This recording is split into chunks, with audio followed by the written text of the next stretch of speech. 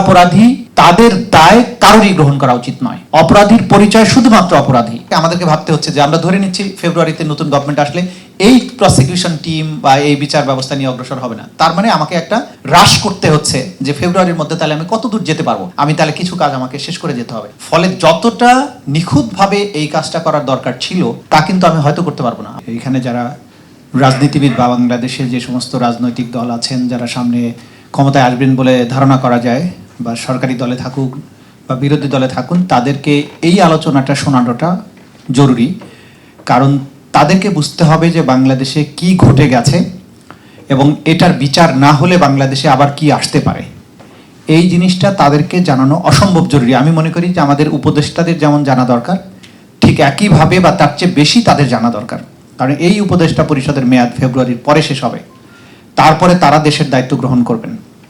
তারা যদি এইটার গ্র্যাভিটি বুঝতে না পারেন, এইটার ব্যাপারে তারা যদি দায়িত্ব পালন না করেন, তাহলে বাংলাদেশ যে কারণে এত রক্ত দিয়ে বিপ্লবের মাধ্যমে একটা পরিবর্তন আনলো, সেই অর্জনটা ব্যর্থ হয়ে যাওয়ার সমূহ আশঙ্কা আছে।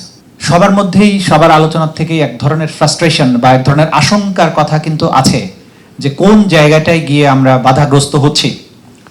আমরা প্রথম থেকে যেটা বলার চেষ্টা করেছি যে অপরাধীর পরিচয় শুধুমাত্র সে একজন অপরাধী।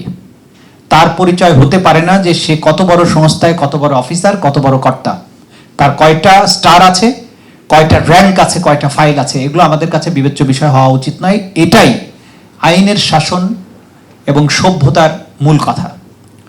সেই জন্য আমরা অনুরোধ করব যে এই বিষয়টাকে খুবই স্ট্রংলি পাবলিকলি আনতে হবে যে যারা অপরাধী তাদের দায় কারোরই গ্রহণ করা উচিত নয়। অপরাধীর পরিচয় শুধুমাত্র অপরাধী। কোনো সংস্থা, কোনো বাহিনী, কোনো এজেন্সি, কোনো দল, কোনো মত, কারোরই তাদের দায়িত্ব নেওয়া উচিত নয়। আইনের শাসন, মানবাধিকার। হিরন আরও মিনারেল ওয়াটার মাত্র 50 পয়সায় প্রতি লিটার। এবং সভ্যতা, জাতির সত্তাকে রক্ষা করতে হলে অপরাধের বিচার নিশ্চিত করতেই হবে। কারণ যারা আজকে তাদেরকে প্রোটেক্ট করার চেষ্টা করছেন বা করবেন, তাদের মনে রাখতে হবে তারাও একই রকমের সিচুয়েশনের মুখোমুখি কিন্তু হতেই পারেন। এবং এই ধরনের কোনো অপরাধীকে প্রোটেক্ট করার চেষ্টাটাও কিন্তু এই অপরাধের বিচারকে বিঘ্নিত করার একটা প্রচেষ্টা, যেটাও একটা অপরাধ আইনগতভাবে। সুতরাং আমাদের মনে রাখতে হবে যে সবচাইতে বড় যিনি ছিলেন, প্রধানমন্ত্রী ছিলেন, তাকেও কিন্তু দেশ ছেড়ে পালাতে হয়েছে। এখন অন্য যারা কেউই যদি এই প্রক্রিয়ার সাথে যুক্ত হয়ে যান, তাদেরকে কিন্তু আর কিছুই বলার সুযোগ থাকবে না বাট অ্যান অপরাধী। সেই জন্য আমাদেরকে যত চ্যালেঞ্জই থাকুক, যত বিঘ্ন থাকুক, ভয়ভীতি থাকুক, সবচেয়ে বড় ভয়ের সময়টা তো আমরা অতিক্রম করে এসেছি। সুতরাং যত চ্যালেঞ্জেস থাকুক, জাতি যেহেতু আমাদের প্রতি একটা এন্ট্রাস্টমেন্ট রেখেছে, গুম কমিশনের প্রতি এক ধরনের এন্ট্রাস্টমেন্ট আছে, বিচারিক সংস্থাগুলো তাদের প্রতি এক ধরনের এন্ট্রাস্টমেন্ট আছে, তাদের সেই এন্ট্রাস্টমেন্টকে রক্ষা করতে হবে বিশ্বস্ততার সাথে।